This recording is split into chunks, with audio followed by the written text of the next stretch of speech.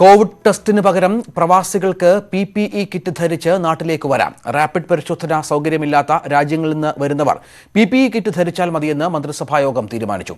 PPE kit ലഭ്യമാക്കാൻ chartered വിമാനം ഏർപ്പെടുത്തുന്ന ഏജൻസികളോടും വിമാന കമ്പനികളോടും ആവശ്യപ്പെടും. കോവിഡ് നെഗറ്റീവ് സർട്ടിഫിക്കറ്റ് എന്ന നിബന്ധനയിലും സർക്കാർ ഇളവ് നൽകി.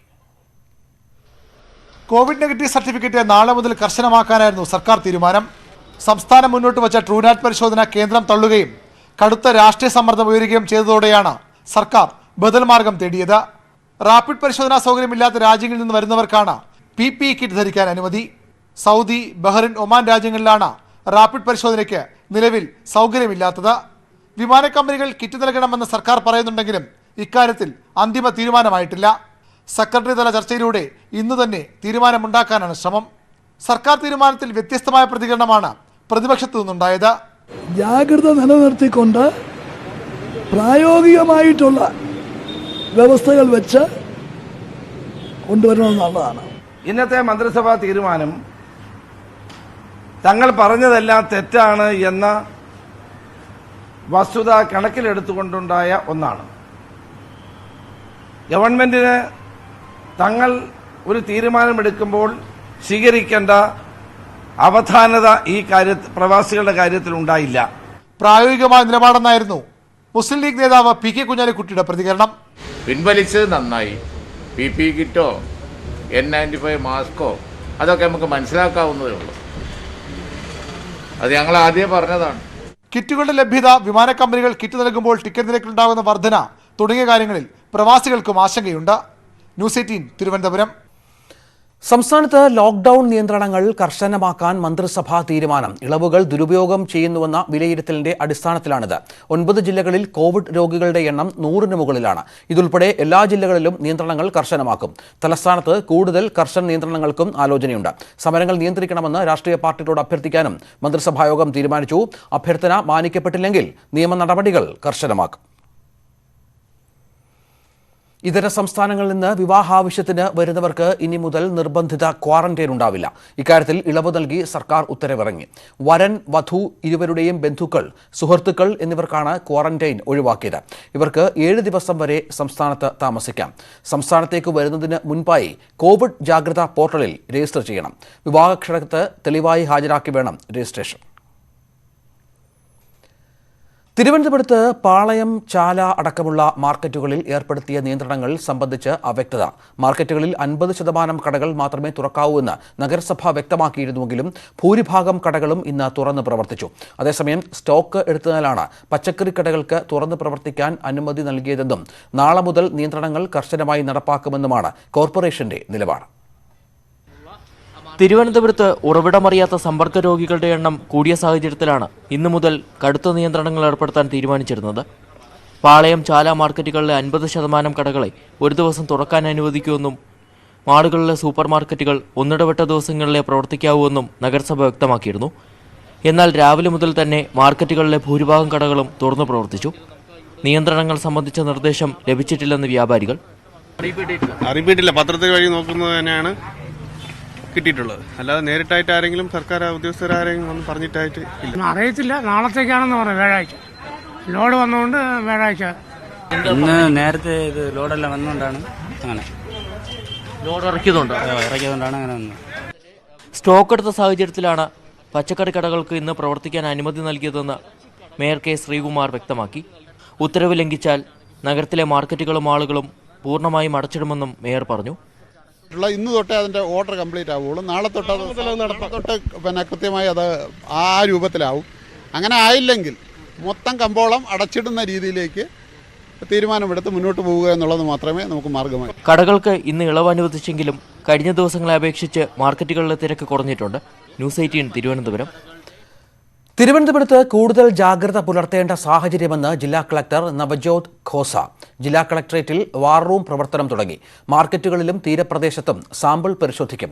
ഇതിനായി മൊബൈൽ സ്വാബ് കളക്ഷൻ വാഹനങ്ങൾ ഏർപ്പെടുത്തും. ജില്ലയിൽ സമൂഹവ്യാപനം ആയിട്ടില്ല. അടിയന്തര സാഹചര്യം നേരിടാൻ ജില്ലയിലെ ഡോക്ടർമാർക്ക് പ്രത്യേക പരിശീലനം നൽകുമെന്നും കളക്ടർ പറഞ്ഞു. Although number of active cases ഇവിടെ ലെസ് ആണ്, പക്ഷേ we have to be more vigilant. ഇപ്പോൾ ആക്റ്റീവ് കേസസ് 70 ആണ് ജില്ലയിലെ. മെഡിക്കൽ കോളേജ് ഹോസ്പിറ്റലിലെ 29 പേഷ്യൻസ് അഡ്മിറ്റഡ് ആണ്. ജനറൽ ഹോസ്പിറ്റലിലെ 17 ആണ്. SATയിലെ 4 പേർ. നമ്മുടെ first CFLTC government homeo medical കോളേജിലെ 20 പേരാണ് അഡ്മിറ്റഡ്. ഇതിൽ നിന്ന് 2 പേർ ICUയിലെയാണ്, 2 റൂം വെന്റിലേഷനിലെയാണ്, സ്റ്റേബിൾ ആണ്. ഓരോ സ്ത്രീ SATയിലെ ഗർഭിണിയാണ്, അവർ സ്റ്റേബിൾ ആണ്. കളക്ടറേറ്റിലെ ഡിസ്ട്രിക്ട് കോവിഡ് വാർ റൂമാണ് സെറ്റ് ചെയ്യുന്നുണ്ട്. കോർപ്പറേഷൻ ഏരിയ സ്പെസിഫിക് ഏരിയാസിൽ പോയിട്ട് സാമ്പിൾ എടുക്കും. കാരണം ഇപ്പോൾ നമുക്ക് വിജിലൻസിൻ്റെ ആവശ്യം കൂടുതൽ ടൗൺ ഏരിയയിലെയാണ്. അനാവശ്യമായ ഒരു യാത്ര ആണെങ്കിൽ, സന്ദർശനമാണെങ്കിൽ ആ ഒഴിവാക്കണം.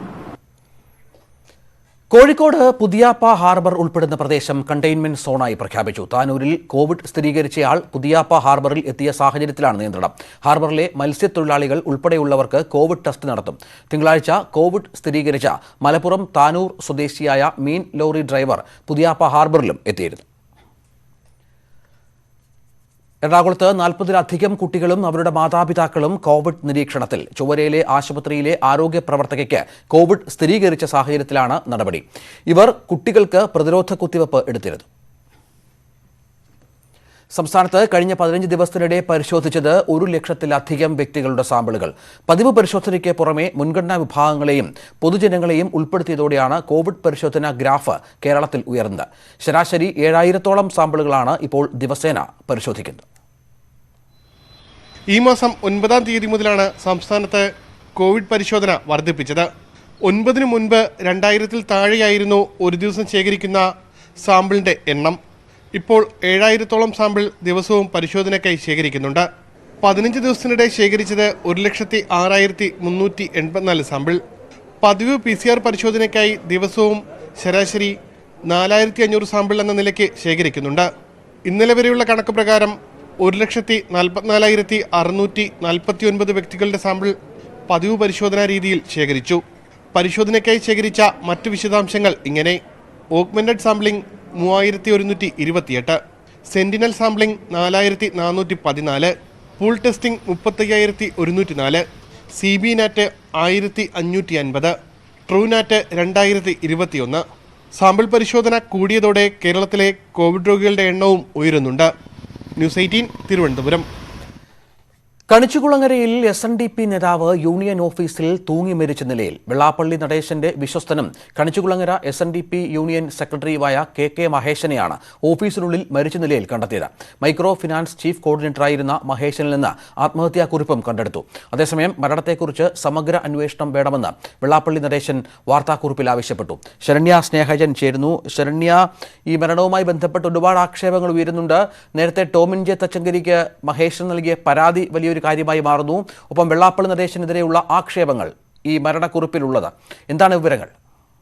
രഞ്ജിത്ത്, 32 പേജുള്ള കത്ത് SNDP യൂണിയൻ അംഗങ്ങൾക്കായും ഒപ്പം തന്നെ നവമാധ്യമങ്ങളിലും പോസ്റ്റ് ചെയ്യുകയും ഒപ്പം ക്രൈംബ്രാഞ്ച് ADGP ടോമിൻ ജെ തച്ചങ്കരിക്കായി സ്വന്തം കൈപ്പടയിൽ SNDP യൂണിയന്റെ ലെറ്റർ പാഡിൽ എഴുതിയ കത്തുമാണ് ഇപ്പോൾ വലിയ ചർച്ചകളിലേക്ക് നീങ്ങുന്നത്. അതായത് താൻ SNDP മൈക്രോ ഫിനാൻസുമായി ബന്ധപ്പെട്ട് ഗുരുതര ആരോപണങ്ങളാണ് വെള്ളാപ്പള്ളിയുടെ 30 വർഷത്തിലേറെയായ വിശ്വസ്തനായിരുന്ന KK മഹേശൻ ഉന്നയിച്ചിരിക്കുന്നത്. ഇതുമായി ബന്ധപ്പെട്ട് തന്നെ മൈക്രോ ഫിനാൻസ് കേസുമായി ബന്ധപ്പെട്ട് തന്നെ കള്ളക്കേസുകൾ കൊടുക്കുകയാണെന്നും 20ഓളം കേസുകളിൽ തന്നെ കൊടുക്കുകയും താൻ വഞ്ചിതനാവുകയും ചെയ്യപ്പെട്ടുവെന്നും KK മഹേശൻ വ്യക്തമാക്കുന്നു. മാത്രമല്ല വെള്ളാപ്പള്ളിയുടെ അബ്കാരി ഇടപാടുകളിൽ താൻ ബിനാമിയായിരുന്നുവെന്നും ഇതിൽ മാത്രം 18ഓളം അബ്കാരി കേസുകൾ തന്റെ പേരിലുണ്ട് എന്നും അദ്ദേഹം വ്യക്തമാക്കുന്നു. നിരവധി തവണ അപമാനിതനാവുന്ന സാഹചര്യമുണ്ട്. കള്ളക്കേസിൽ, അതായത് മൈക്രോ ഫിനാൻസിന്റെ സ്റ്റേറ്റ് കോർഡിനേറ്റർ ആയിരുന്നു KK മഹേശൻ. പക്ഷേ ഇതുമായി ബന്ധപ്പെട്ട ഔദ്യോഗിക രേഖകളിൽ ഒന്നും താൻ സൈൻ ചെയ്യേണ്ട ആളല്ല. പിന്നെ എങ്ങനെയാണ് 20 കേസുകളിൽ താൻ പ്രതിയായത് എന്നാണ് അദ്ദേഹം ചോദിക്കുന്നത്. മാത്രമല്ല ഇന്നലെ ക്രൈംബ്രാഞ്ച് ഇദ്ദേഹത്തെ ചോദ്യം ചെയ്തിരുന്നു. ഇന്നും ചോദ്യം ചെയ്യൽ തുടരാനിരിക്കെയാണ് രാവിലെ 9:00 കണിച്ചുകുളങ്ങരയിൽ, അതായത് SNDP യൂണിയന്റെ ആസ്ഥാനമായ കണിച്ചുകുളങ്ങരയിലെ SNDP യൂണിയൻ ഓഫീസിന്റെ 1ാം നിലയിൽ തൂങ്ങി മരിച്ച നിലയിൽ KK മഹേശനെ കണ്ടെത്തിയത്. എന്തായാലും ഇൻക്വസ്റ്റ് നടപടികൾ പൂർത്തിയാക്കിക്കൊണ്ട് മൃതദേഹം പോസ്റ്റ്മോർട്ടത്തിനായി ആലപ്പുഴ മെഡിക്കൽ കോളേജ് ആശുപത്രിയിലേക്ക് മാറ്റി. ശരി ശരണ്യ. കേരളത്തിൽ വരും ദിവസങ്ങളിൽ അതിതീവ്ര മഴയ്ക്ക് സാധ്യതയെന്ന് കാലാവസ്ഥാ പ്രവചനം. നാളെ ആലപ്പുഴ, എറണാകുളം, ഇടുക്കി ജില്ലകളിൽ യെല്ലോ അലർട്ട് പ്രഖ്യാപിച്ചു. വെള്ളിയാഴ്ച എറണാകുളം മുതൽ തിരുവനന്തപുരം വരെയുള്ള ജില്ലകളിൽ യെല്ലോ അലർട്ടും ശനിയാഴ്ച ഓറഞ്ച് അലർട്ടുമാണ്. ജൂൺ 27-ന് കോഴിക്കോട്, വയനാട് ജില്ലകളിൽ അതിതീവ്ര മഴയ്ക്ക് സാധ്യതയുള്ളതിനാൽ ഓറഞ്ച് അലർട്ട് പ്രഖ്യാപിച്ചിട്ടുണ്ട്. സഹകരണ ബാങ്കുകൾ റിസർവ് ബാങ്ക് നിയന്ത്രണത്തിൽ. ഇത് സംബന്ധിച്ച ഓർഡിനൻസിന് കേന്ദ്ര മന്ത്രിസഭായോഗം അംഗീകാരം നൽകി. 1482 അർബൻ ബാങ്കുകളും 58 അന്തർ സംസ്ഥാന സഹകരണ ബാങ്കുകളും അടക്കമുള്ള രാജ്യത്തെ 1540 സഹകരണ ബാങ്കുകളാണ് റിസർവ് ബാങ്കിന്റെ നിയന്ത്രണത്തിൽ വരിക. രാകേഷ് ചേരുന്നു. രാകേഷ്, വളരെ പ്രധാനപ്പെട്ട ഒരു ഉത്തരവ്, അത് ഇത്തരത്തിൽ സഹകരണ ബാങ്കുകളെ റിസർവ് ബാങ്കിന്റെ നിയന്ത്രണത്തിൽ കൊണ്ടുവരുന്നു. എന്താണ് ഈ റിസർവ് ബാങ്കിന്റെ ഉത്തരവിലുള്ള പ്രധാനപ്പെട്ട കാര്യങ്ങൾ? രഞ്ജിത്ത്, സഹകരണ ബാങ്കുകളെ റിസർവ് ബാങ്കിന്റെ നിയന്ത്രണത്തിൽ കൊണ്ടുവരാനുള്ള ഓർഡിനൻസിനാണ് ഇപ്പോൾ കേന്ദ്ര മന്ത്രിസഭാ യോഗം അംഗീകാരം നൽകിയിരിക്കുന്നത്. അതായത് 1482 അർബൻ ബാങ്കുകളെയും 58 അന്തർ സംസ്ഥാന സഹകരണ ബാങ്കുകളെയും അടക്കം 1540 സഹകരണ ബാങ്കുകളാണ് റിസർവ് ബാങ്കിന്റെ പരിധിയിൽ വരിക.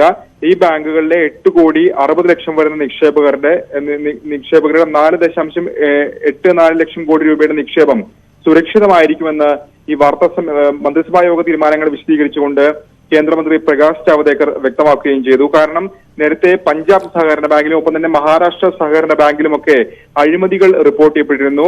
ഇതേ തുടർന്ന് കഴിഞ്ഞ ഫെബ്രുവരിയിൽ തന്നെ ഇത്തരത്തിൽ ഭേദഗതി കൊണ്ടുവരാനുള്ള തീരുമാനം കേന്ദ്ര സർക്കാരിന്റെ ഭാഗത്തുനിന്നുണ്ടായിരുന്നു. തുടർന്ന് ധനമന്ത്രി നിർമ്മല സീതാരാമൻ ബജറ്റ് പ്രസംഗത്തിലും ഇത്തരത്തിൽ റിസർവ് ബാങ്കിന്റെ പരിധിയിൽ കൊണ്ടുവരും സഹകരണ ബാങ്കുകളെ എന്ന് വ്യക്തമാക്കുകയും ചെയ്തു.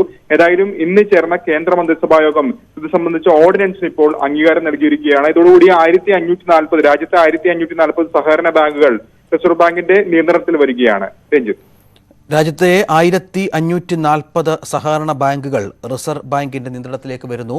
അത്തരത്തിൽ ഒരു ഓർഡിനൻസിന് കേന്ദ്ര മന്ത്രിസഭാ യോഗം അംഗീകാരം നൽകി. സഹകരണ ബാങ്കുകളുടെ പൂർണ്ണ നിയന്ത്രണം ഇനി റിസർവ് ബാങ്കിനായിരിക്കും. അതിർത്തി സംഘർഷം പരിഹരിക്കാൻ ഇന്ത്യ ചൈന നയതന്ത്രതല ചർച്ച തുടങ്ങി. കിഴക്കനേഷ്യയുടെ ചുമതലയുള്ള ജോയിന്റ് സെക്രട്ടറിയാണ് ചർച്ചയ്ക്ക് ഇന്ത്യയെ പ്രതിനിധീകരിച്ച് പങ്കെടുക്കുന്നത്. കഴിഞ്ഞ ദിവസം ചേർന്ന കോ കമാൻഡർ തല ചർച്ചയിൽ സംഘർഷം ഒഴിവാക്കാൻ ധാരണയായിരുന്നു. സംഘർഷത്തിന് ഉത്തരവാദിത്തം ഇന്ത്യയ്ക്കാണെന്ന അവകാശവാദവുമായി ചൈനീസ് പ്രതിരോധ മന്ത്രാലയം രംഗത്ത് വന്നു. പ്രശ്നപരിഹാരത്തിന് ഇന്ത്യ നടപടി സ്വീകരിച്ചാൽ ചൈനയും തയ്യാറാണെന്നും ചൈനീസ് പ്രതിരോധ മന്ത്രാലയ വക്താവ് പറഞ്ഞു. കരസേനാ മേധാവി ജനറൽ MM നരവാനെയുടെ ലേ സന്ദർശനം തുടരുകയാണ്. അതിർത്തിയിലെ ഫോർവേഡ് പോസ്റ്റുകൾ സന്ദർശിക്കുന്ന കരസേനാ മേധാവി സേനാവിന്യാസം വിലയിരുത്തും. രണ്ടാം ലോക മഹായുദ്ധത്തിൽ ജർമ്മനിക്ക് മേൽ റഷ്യ വിജയം നേടിയതിന്റെ വിക്ടറി ഡേ പരേഡ് നടന്നു.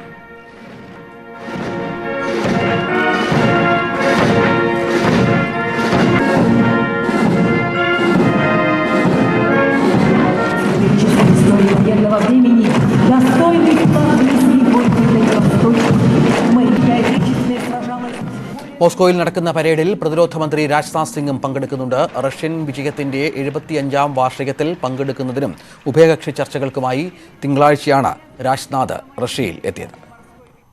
കോവിഡ് പരിശോധന വ്യാപകമാക്കാൻ സംസ്ഥാനങ്ങൾക്ക് ICMR നിർദ്ദേശം. സ്വകാര്യ ആശുപത്രി ജീവനക്കാർക്കും പൊതുമേഖലാ സ്ഥാപനങ്ങളിലെ ജീവനക്കാർക്കും കോവിഡ് പരിശോധന നിർബന്ധമാക്കി. രാജ്യത്ത് ഇതുവരെ 73.5 ലക്ഷം പേർക്ക് പരിശോധന നടത്തി. ഒരു ദിവസം 15,000 പേർക്ക് കോവിഡ് സ്ഥിരീകരിച്ച സാഹചര്യത്തിലാണ് വ്യാപക പരിശോധന നടത്താൻ ICMRന്റെ നിർദ്ദേശം. പൊതുസമൂഹത്തിൽ വ്യാപകമായി ആന്റിജൻ ടെസ്റ്റ് നടത്തണമെന്നാണ് ICMR സംസ്ഥാനങ്ങളോട് ആവശ്യപ്പെട്ടത്. കണ്ടെയ്ൻമെന്റ് സോണിലും വ്യാപകമായി പരിശോധന നടത്തണം. സമൂഹ വ്യാപന സാധ്യതയും നിശബ്ദ വ്യാപനവും കണ്ടെത്തുകയും തടയുകയുമാണ് ലക്ഷ്യം. പൊതുമേഖലാ സ്ഥാപനങ്ങളിലെ എല്ലാ ജീവനക്കാർക്കും ആന്റിബോഡി ടെസ്റ്റ് നിർബന്ധമാണ്. സർക്കാർ ആശുപത്രികളിലെയും സ്വകാര്യ ആശുപത്രികളിലെയും ജീവനക്കാർക്കും ആന്റിബോഡി ടെസ്റ്റ് നടത്തണം. സ്വകാര്യ ക്ലിനിക്കുകളിലെ ജീവനക്കാർക്ക് ആന്റിജൻ ടെസ്റ്റ് നടത്തണം. 30 മിനിറ്റിനുള്ളിൽ ഫലം ലഭ്യമാകുന്നതാണ് ആന്റിജൻ ടെസ്റ്റ്. 450 രൂപയാണ് ഇതിന് ശരാശരി ചെലവ്. ദക്ഷിണ കൊറിയൻ കമ്പനിയുടെ കിറ്റാണ് ഇതിനായി ഉപയോഗിക്കുന്നത്. മഹാരാഷ്ട്രയിൽ 1 ലക്ഷം ആന്റിജൻ ടെസ്റ്റ് ഉടൻ നടത്തും. രാജ്യത്ത് ഇതുവരെ 73,52,911 ടെസ്റ്റ് നടത്തി. ഏറ്റവും അധികം ടെസ്റ്റ് മഹാരാഷ്ട്രയിലാണ് നടത്തിയത്. തമിഴ്നാട്ടിൽ 9 ലക്ഷവും ഡൽഹിയിൽ 4 ലക്ഷവും ടെസ്റ്റ് നടത്തി. 5.5 ലക്ഷം ടെസ്റ്റാണ് കർണാടക നടത്തിയത്. News desk news 18. കൈക്കൂലി വാങ്ങുന്നതിനിടെ വനം വകുപ്പ് ഉദ്യോഗസ്ഥൻ വിജിലൻസ് പിടിയിലായി. ദേവികുളം റേഞ്ച് ഓഫീസർ ടിനിലാണ് വിജിലൻസ് ഉദ്യോഗസ്ഥരുടെ പിടിയിലായത്. ഇടുക്കിയിൽ നിന്നും സന്ദീപ് രാജാക്കാട് ചേരുന്നു. സന്ദീപ്, എന്താണ് ഈ സംഭവം? ഇയാൾ ആരിൽ നിന്നാണ് അത്തരത്തിൽ കൈക്കൂലി വാങ്ങിയത്? രഞ്ജിത്ത്, ഇന്ന് അല്പസമയങ്ങൾക്ക് മുമ്പാണ് സംഭവം ഉണ്ടായിട്ടുള്ളത്. വിജിലൻസ് ഡിവൈഎസ്പിയുടെ നേതൃത്വത്തിലുള്ള സംഘമാണ് ഇദ്ദേഹത്തെ ഇപ്പോൾ അറസ്റ്റ് ചെയ്തിരിക്കുന്നത്. ദേവികുളം റേഞ്ച് ഓഫീസിൽ വെച്ച് കർഷകനിൽ നിന്ന് 10,000 രൂപ കൈക്കൂലി വാങ്ങുന്നതിനിടയിലാണ് ഇയാൾ പിടിയിലായിരിക്കുന്നത്. നിരവധി ആരോപണങ്ങളും പരാതികളും ഇയാൾക്കെതിരെ ഉയർന്നിരുന്നു. പരാതികൾ വിജിലൻസിന് ലഭിച്ചിരുന്നു. ഇതിന്റെ അടിസ്ഥാനത്തിൽ ഇയാൾ നിരീക്ഷണത്തിലുമായിരുന്നു.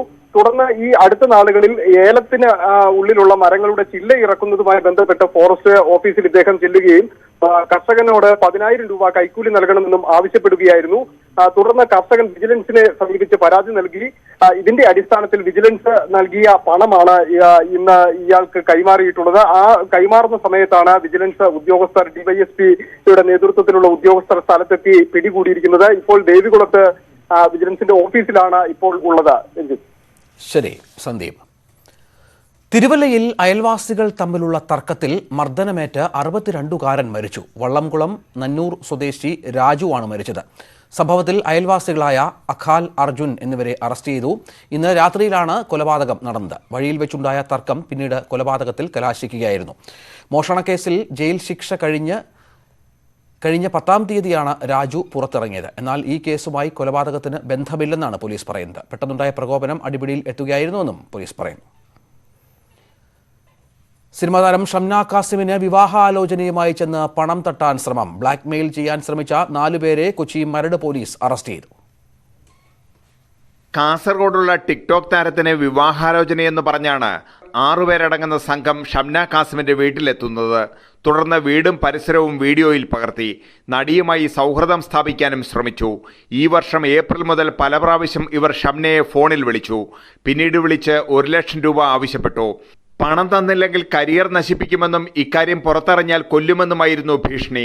തുടർന്ന് നടിയുടെ മാതാവ് കൊച്ചി സിറ്റി പോലീസ് കമ്മീഷണർക്ക് പരാതി നൽകി. തുടർന്ന് ഷാഡോ പോലീസ് നടത്തിയ അന്വേഷണത്തിലാണ് പ്രതികളെ പിടികൂടിയത്. എന്റെ ഒരു ഫാമിലിയുടെ സപ്പോർട്ടും എല്ലാം ഉണ്ട്. ചില പെൺകുട്ടികൾ ഇതൊന്നും അറിയാതെ, ലോകം അറിയാത്ത പെൺകുട്ടികളുണ്ട് ഇല്ലേ? അപ്പം എനിക്ക് തോന്നുന്നു ഇവർ എന്നോട് മാത്രം ആയിരിക്കില്ല, വേറെ എന്തൊക്കെയൊക്കെയോ കാര്യങ്ങൾ ഇവരുടെ ബാക്കിൽ ഇനി ഉണ്ടാവും. സോ അതാണ് ഞാൻ ഓക്കെ, ഞാൻ കേസ് എടുക്കണം, എനിക്ക് അറിയണം. ഇനി അവര് ഇങ്ങനത്തെ ഫ്രോഡ് ചെയ്യരുത്. കാരണം ഒരു കല്യാണം അല്ലെങ്കിൽ ഒരു കുടുംബക്കാര് എല്ലാ ഫാമിലീസിനൊക്കെ ഫുള്ളാക്കാന്ന് പറഞ്ഞാൽ അതൊരു ചെറിയ കാര്യമാണ്. വാടാനപ്പള്ളി സ്വദേശി റഫീഖ്, കടവന്നൂർ സ്വദേശി രമേശ്, കയ്പമംഗലം സ്വദേശി ശരത്, ചേറ്റുവ സ്വദേശി അഷ്റഫ് എന്നിവരാണ് പിടിയിലായത്. പ്രതികളെ റിമാൻഡ് ചെയ്തതായി മരട് പോലീസ് അറിയിച്ചു. ന്യൂസ് 18 കൊച്ചി. തുടർച്ചയായ 18-ാം ദിവസവും രാജ്യത്ത് ഡീസൽ വില കൂട്ടി. ലിറ്ററിന് 45 പൈസയാണ് കൂട്ടിയത്. 75 രൂപ 72 പൈസയാണ് കൊച്ചിയിൽ ഡീസൽ വില. തിരുവനന്തപുരത്ത് ഡീസൽ വില ലിറ്ററിന് 77 രൂപ 8 പൈസയാണ്. കോഴിക്കോട്ട് 75 രൂപ 95 പൈസയാണ് ഡീസലിന്റെ വില. എന്നാൽ പെട്രോൾ വിലയിൽ വർധനവില്ല. കോൺഗ്രസ് നേതാവ് കെ സുരേന്ദ്രന്റെ മരണത്തിലെ ആരോപണത്തിൽ സമഗ്ര അന്വേഷണം നടക്കണമെന്ന് CPM കണ്ണൂർ ജില്ലാ secretary MV Jayarajan. Cyber crime എന്ന തരത്തിൽ പോലീസ് അന്വേഷിക്കണം. മേയർ സ്ഥാനാർത്ഥിത്തെ ചൊല്ലിയുള്ള തർക്കമാണ് പ്രശ്നത്തിന് കാരണം എന്ന് വ്യക്തമായെന്നും MV ജയരാജൻ പറഞ്ഞു.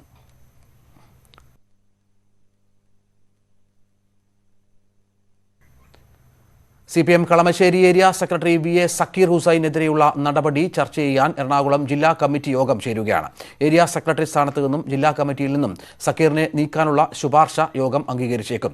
രാവിലെ ജില്ലാ സെക്രട്ടേറിയറ്റ് യോഗം ചേർന്നിരുന്നു. ഡാനി പോൾ ചേരുന്നു. ഡാനി, സക്കീറിന്റെ വഴി പുറത്തേക്കാണ് എന്ന സൂചനയാണോ ലഭിക്കുന്നത്? രഞ്ജിത്ത്, ഇക്കാര്യത്തിൽ ജില്ലാ കമ്മിറ്റി എടുത്ത തീരുമാനം അത് സെക്രട്ടേറിയറ്റിനെ അറിയിച്ചിരുന്നു. ഈ സെക്രട്ടേറിയറ്റിന്റെ തീരുമാനപ്രകാരമാണ് വീണ്ടും ഈ കാര്യങ്ങൾ ഒന്നുകൂടി ഇത്തരം കാര്യങ്ങളിലൊരു ജില്ലാ കമ്മിറ്റിയിൽ കൂടി ചർച്ച ചെയ്യാൻ ആവശ്യപ്പെട്ടിരിക്കുന്നത്. ഇതിന്റെ ഭാഗമായാണ് ഇന്ന് രാവിലെ ആദ്യം ജില്ലാ സെക്രട്ടേറിയറ്റ് ചേർന്നിരുന്നത്. ജില്ലാ സെക്രട്ടേറിയറ്റിൽ കേന്ദ്ര കമ്മിറ്റി പ്രതിനിധികളായ A. വിജയരാഘവനും അതോടൊപ്പം തന്നെ K. രാധാകൃഷ്ണനും എത്തിയിരുന്നു. ഇത് ഈ ചർച്ച ചെയ്യുന്ന വിഷയത്തിന്റെ തന്നെ ഗൗരവം വർദ്ധിപ്പിക്കുന്നതാണ്. അതിനുശേഷം തന്നെയാണ് ഇതിൽ സംസ്ഥാന സെക്രട്ടേറിയറ്റിന്റെ തീരുമാനം ജില്ലാ സെക്രട്ടേറിയറ്റിൽ ഇന്ന് ചർച്ച ചെയ്തിരുന്നു. നേരത്തെ രഞ്ജിത്ത് സൂചിപ്പിച്ചതുപോലെ തന്നെ പുറത്തേക്കുള്ള വഴികളിലേക്കുള്ള സൂചനകൾ തന്നെയാണ് അതിൽ ലഭിക്കുന്നത്. അതോടൊപ്പം ഈ തീരുമാനം ഇപ്പോൾ ജില്ലാ കമ്മിറ്റിയിലും ചർച്ച ചെയ്യണമെന്ന് ആവശ്യപ്പെട്ടിട്ടുണ്ട്. ജില്ലാ കമ്മിറ്റിയിൽ ഈ വിഷയം ചർച്ച ചെയ്ത് വരികയാണ്. നിലവിൽ ജില്ലാ കമ്മിറ്റി പറഞ്ഞിരുന്നത് ജില്ലാ കമ്മിറ്റിയിൽ നിന്ന് പുറത്താക്കണം. അതോടൊപ്പം തന്നെ കളമശ്ശേരി ഏരിയ സെക്രട്ടറി സ്ഥാനത്ത് നിന്നും സക്കീർ ഹുസൈനെ മാറ്റി നിർത്തണമെന്നുമായിരുന്നു തീരുമാനം ഉണ്ടായിരുന്നത് ജില്ലാ കമ്മിറ്റിയുടേത്. അതിൽ കൂടുതൽ നടപടികൾ ആവശ്യമുണ്ടോ എന്നതടക്കമുള്ള കാര്യങ്ങളാണ് ജില്ലാ കമ്മിറ്റിയിൽ ഇന്ന് ചർച്ച ചെയ്യുകയെന്നാണ് മനസ്സിലാക്കാൻ കഴിയുന്നത്. അനധികൃത സ്വത്ത് സമ്പാദനത്തിന്റെ പേരിൽ ജില്ലാ കമ്മിറ്റി നിയോഗിച്ച 2 അംഗ കമ്മീഷന്റെ കണ്ടെത്തലുകൾ ശരിവെച്ചുകൊണ്ടാണ് ജില്ലാ കമ്മിറ്റി നേരത്തെ സക്കീർ ഹുസൈൻ ഈ സ്ഥാനങ്ങളിൽ നിന്നും അതോടൊപ്പം തന്നെ ജില്ലാ കമ്മിറ്റിയിൽ നിന്നും പുറത്താക്കാനുള്ള തീരുമാനമെടുത്തത്. ഇതിന് തത്വത്തിൽ സെക്രട്ടേറിയറ്റ് അനുവാദം കൊടുക്കുകയും ഇന്ന് അതിന്റെ തുടർ റിപ്പോർട്ടിംഗ് പാർട്ടി ക്രമം അനുസരിച്ചുള്ള തുടർ റിപ്പോർട്ടിംഗ് നടത്തുകയും ചെയ്യുകയാണ്. രഞ്ജിത്ത്, ശരി. ഒറ്റപ്പാലം അമ്പലപ്പാറയിൽ കോൺഗ്രസ് നേതാവിനെ മർദ്ദിക്കുന്ന ദൃശ്യങ്ങൾ പുറത്ത്. പഞ്ചായത്ത് അംഗമായ കൃഷ്ണകുമാറിനെ CPM ബ്രാഞ്ച് സെക്രട്ടറി മർദ്ദിക്കുന്ന ദൃശ്യങ്ങളാണ് പുറത്തുവന്നത്. കൃഷ്ണകുമാറിനെ മർദ്ദിച്ചതിൽ പ്രതിഷേധിച്ച് കൊലവിളി മുദ്രാവാക്യങ്ങളുമായി കോൺഗ്രസ് പ്രകടനം നടത്തിയതും വിവാദമായിരുന്നു.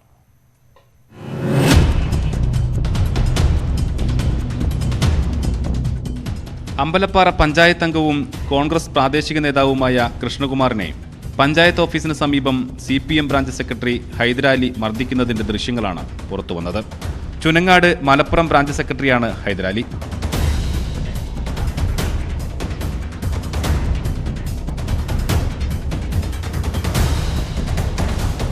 CPIM ഭരിക്കുന്ന പഞ്ചായത്തിൽ നടന്ന എഞ്ചിനീയർ നിയമനത്തിലെ ക്രമക്കേട് പുറത്തുകൊണ്ടുവന്നതാണ് മർദ്ദനത്തിന് കാരണമെന്ന് കൃഷ്ണകുമാർ പറയുന്നു. ഹൈദരാലി ജാതിപ്പേര് വിളിച്ച് അധിക്ഷേപിച്ചതായും പരാതിയുണ്ട്. പഞ്ചായത്തിലൊരു നിയമനം നടന്നിരുന്നു, ഒരു തൊഴിലുറപ്പ് നിയമനം. അതൊരു വ്യാജ സർട്ടിഫിക്കറ്റും വെച്ചിട്ടാണ് CPM അമ്പലപ്പാറ LC സെക്രട്ടറി അനിയന്റെ മകനെ കയറ്റിയത്. അന്വേഷണം കഴിഞ്ഞപ്പോൾ അത് വ്യാജ സർട്ടിഫിക്കറ്റ് ആണെന്ന് തെളിയുകയും ചെയ്തു. അന്ന് മുതൽ തുടങ്ങിയതാ, എന്താ പറയാ, അടിച്ചൊതുക്കുക, അവനെ വളരാൻ സമ്മതിക്കില്ല എന്നുള്ളൊരു ഭീഷണി കോളുകളും ഭീഷണി സംസാരങ്ങളും ആള് കൂടുന്നിടത്ത് അവനെ ഒതുക്കും എന്നുള്ള രീതിയിൽ തന്നെയായിരുന്നു. സംഭവത്തിൽ ഹൈദരാലിക്കെതിരെ പോലീസ് കേസെടുത്തിട്ടുണ്ട്. എന്നാൽ കൃഷ്ണകുമാറാണ് ആദ്യം മർദ്ദിച്ചതെന്ന് ഹൈദരാലി പറയുന്നു. ഇതുമായി ബന്ധപ്പെട്ട് ഹൈദരാലിക്കെതിരെ കോൺഗ്രസ് നടത്തിയ പ്രതിഷേധ പ്രകടനത്തിൽ കൊലവിളി മുദ്രാവാക്യവും ഉയർന്നിരുന്നു.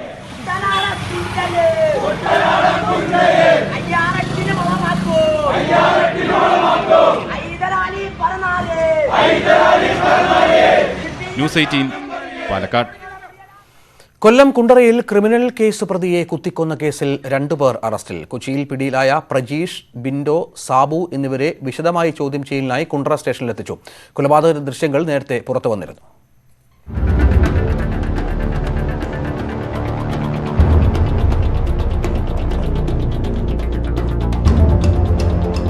നിരവധി ക്രിമിനൽ കേസുകളിൽ പ്രതിയായ സക്കീർ ബാബു ഇന്നലെ വൈകിട്ട് കുണ്ടറ പേരയം ജംഗ്ഷനിലാണ് കൊല്ലപ്പെട്ടത്. പ്രതികളായ പ്രജീഷും ബിൻഡോ സാബുവും ചേർന്ന് സക്കീർ ബാബുവിനെ നടുറോഡിൽ കുത്തിക്കൊലപ്പെടുത്തുകയായിരുന്നു.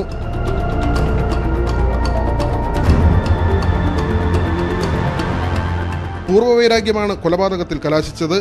കൊലയ്ക്ക് ശേഷം സുഹൃത്തിന്റെ കാറിൽ ഇരുവരും കൊച്ചിയിലേക്ക് കടന്നു.